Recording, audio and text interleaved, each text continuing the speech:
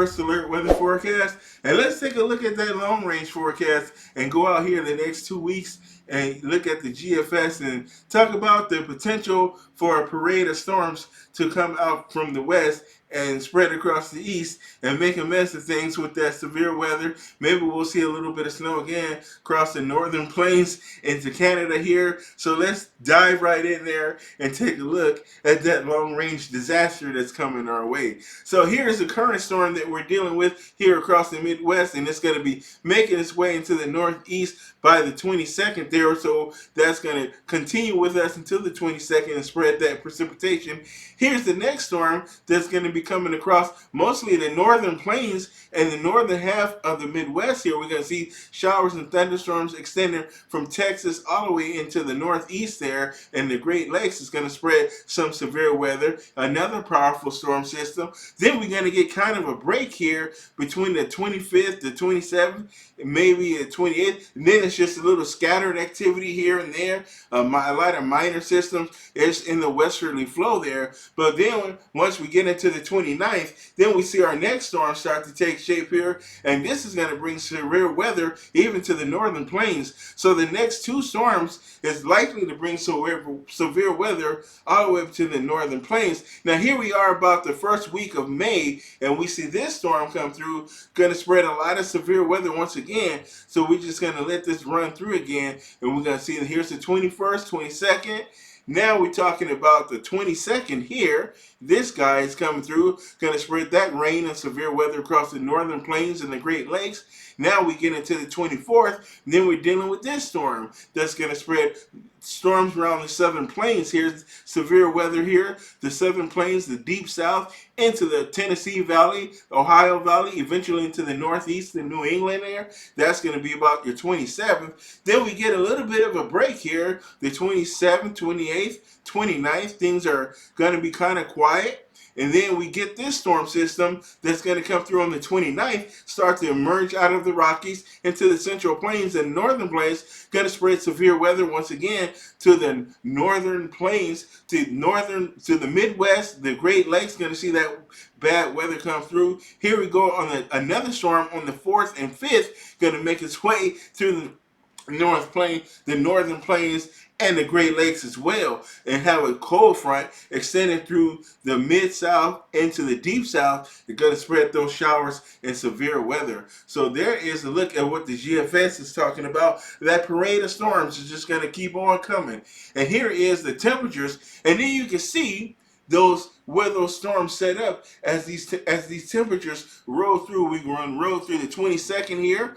We're going to see those showers. You're going to see that warm air come to the north. Right, you see our frontal boundary right here. We got a warm front. We have a cold front. There it is, that cold front. That area of that leading edge of cooler air making its way across the nation. This is about the 25th or so. You're going to see that cold air spread to the southeast. Here we are looking at the 26th, 27th. There it is as that colder air. We see that cold air as one of those strong frontal boundaries make its way across the country. So you're going to see that warm air slowly get suppressed here as we work between the 22nd and the 29th. That warm air is going to recede back to the south as we have a parade of storms that's going to move through the Midwest, Ohio Valley, and into the Great Lakes. So those storms are going to continue affecting the northern plains and the Great Lakes. So it's just going to keep things cooler than average for that part of the country. So now as we look at the dew points coming up here, now you look at these 60s and 70-degree dew points down here in Texas. You're going to be seeing them here through the Midwest and into the northern plains. They're going to extend all the way into the northern plains here. This is by the 23rd, 24th. That means now you see this cutoff here. This is your frontal boundary here. We have a nice cold front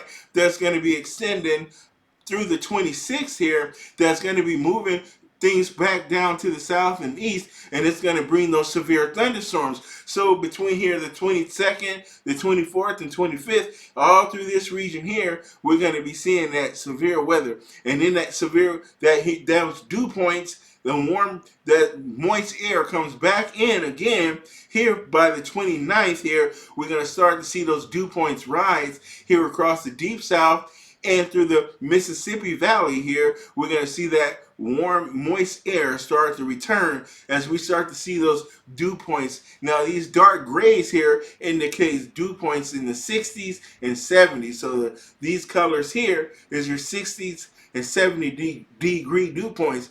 That is a symbol, one of the signs of those big severe thunderstorms. You hit those dew points, you get those dew points in the 60s, you get those thunderstorms out of that moisture, because that's a lot of low-level surface moisture that's going to help to create juice for those thunderstorms. Now let's take a look at our next thing. This is going to be the upper air pattern that we're going to be dealing with. Here's where we are with that current storm here across the northern plains and the Great Lakes as it moves off into Canada there. Here we are on the 23rd as the next system makes its way out of the Rockies and into the northern plains. See, this one's going to shoot off into Canada. See that area of low pressure? It's going to move on off into Canada. This is the upper air pattern at about the 500. This is the 500 millibar. This is about 6,000 feet. You're 6 kilometers. Let me say that right. You're 3 to 6 kilometer rating above the ground here. So this is your mid-latitude steering currents for the storms that's out there. And here we are for we see that nice east to west pattern here, but we're going to see a nice trough here. Let's stand over here so we can see that big trough take place here across the nation on the 21st. We see this big storm system. This is what we're going to be seeing tomorrow as it moves off to the northeast. Then we have a huge ridge behind it in the east, a transient ridge, but here comes a huge trough in the west. So you hear this huge trough. We got a low pressure center here that's going to move off into the northern plains across Kansas, and that huge trough is going to move. Then another ridge is going to build in the center part of the nation. So that ridge, so it's kind of a lot of ridging that's been here in the center. In the high plains, we're going to see a lot of ridging in the Midwest here, the northern and southern, central and southern plains.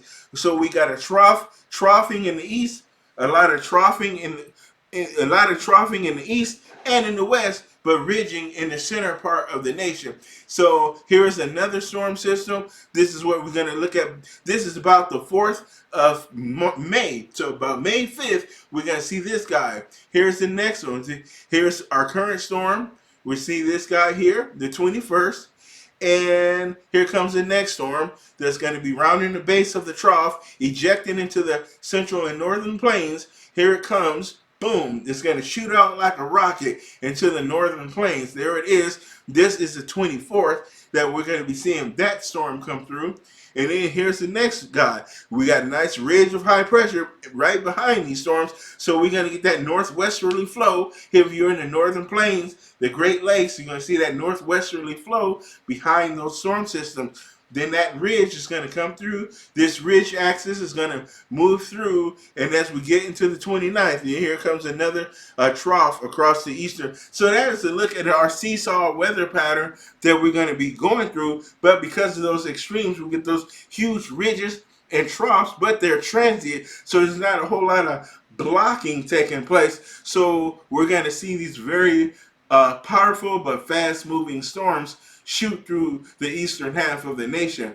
So as we take a look, this is our cape that we're going to be seeing here coming up for the 21st as well. This is that cape coming into Kansas there. You see that cape, that's the sign of that's that thunderstorm juice. You see a lot of it into Nebraska, Oklahoma, and Texas there. We saw a lot of that cape, and this is by the 24th. You see how that cape comes all the way into the northern plains and into the Great Lakes. And by the 25th and stuff, it moves over into the northeast. So this is those areas where we all can share in some of the severe thunderstorms, because we're seeing that thunderstorm juice come up out of the Gulf of Mexico there. And you see how it gets pulled off the Gulf of Mexico by those storm systems as they move out of the Rockies into the northern plains and the Great Lakes. And they're going to pull that tropical moisture. That moisture is going to evac out of the Gulf of Mexico, and you see how strong that cape is. Some of this cape, this darker color in cape,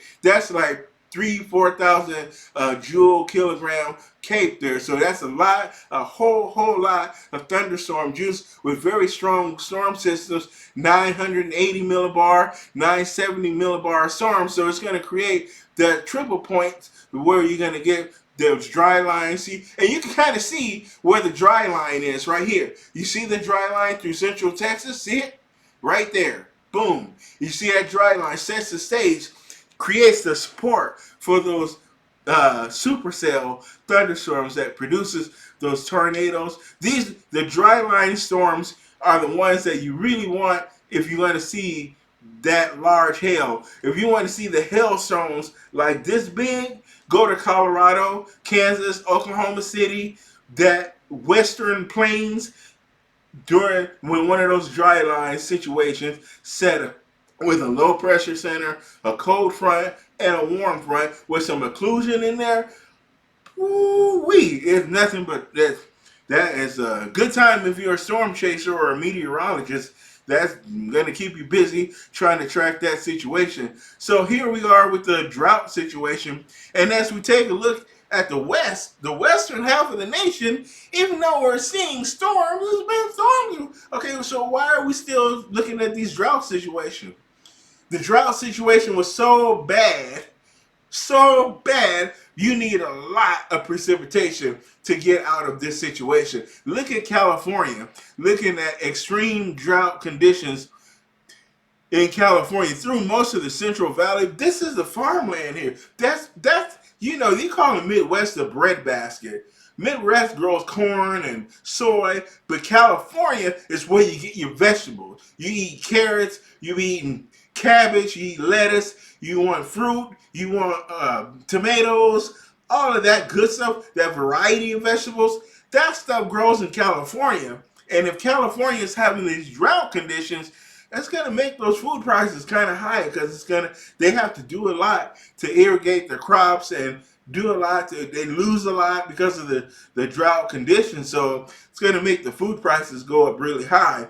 But we're seeing those drought conditions here out west through the northern Rockies up into the northern plains of Montana. We're also seeing it really bad down here across Texas and New Mexico. We're seeing those dry conditions, very low level dryness at the surface, going to make the grasslands very dry and brittle. It's going to be easy for it to catch fire. It's also very windy down here as those storm systems keep passing to the north. When they evac that cold air, that moist air off of the Gulf of Mexico, they blow a lot of wind. The southerly winds are very strong and they blow across the same. See, that same air vects off of Mexico too. So it's pulling the Gulf of Mexico and Mexico. And the Mexico air is very dry.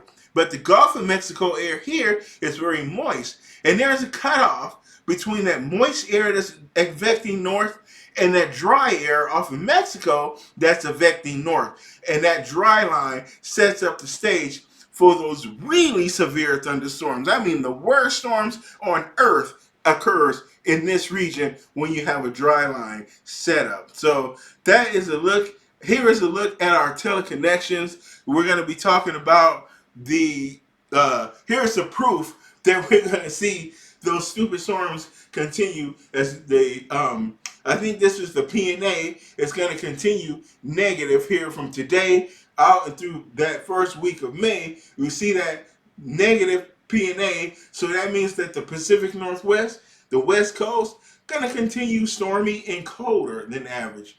Here we are, we're looking at the NAO. This helps us determine the weather for the Northeast. Here we are, the Northeast and the East Coast.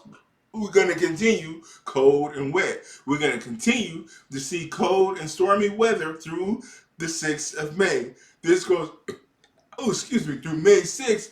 So we're going to continue to see that cold and stormy weather through May. Same thing with the AO. We're going to continue with that storm and cold weather as it's going to continue in a negative phase through the end of April into the first week of May. So that is a look at the long range forecast for the next 2 weeks and into the first week of May through May 6th. So we're going to continue with that parade of storms They're going to primarily traverse across the northern plains through the Great Lakes. Some of the storms are going to shoot into Canada, but they're going to have very long cold fronts that's going to extend from the Great Lakes and the northern plains down through the Tennessee and Ohio Valley. They're going to be draped down the southern plains, the Mississippi Valley. They're going to slide through all the way into the Gulf of Mexico and into northern Mexico. So these very long cold fronts, and sometimes these cold fronts have secondary low pressure centers that develop along the cold front, so it creates an added focal point for thunderstorms to develop. So it creates some more instability and some more energy to develop those big thunderstorms. So with those cold fronts, you're going to have troughs of low pressure along those fronts that are going to add to the severe weather. So that is a look at the weather for the next 2 weeks. My name is Julie Godot. Join me for the next video tomorrow as we talk about the weather once again. And also, I want to invite you guys to try and check out some of my planetary science videos that we're going to be posting on this channel as well. We're going to be talking about the cosmos. Right now, I am dealing with storms and stuff on the gas giants, and I have my Uranus video coming up to maybe tomorrow or so, but we're going to call it, you're going to say Uranus so I can say it with a straight face. So, all right, thanks for watching. Remember to hit that like button, leave your comments down in the comment section, and subscribe to the channel. Thank you. Have a great day.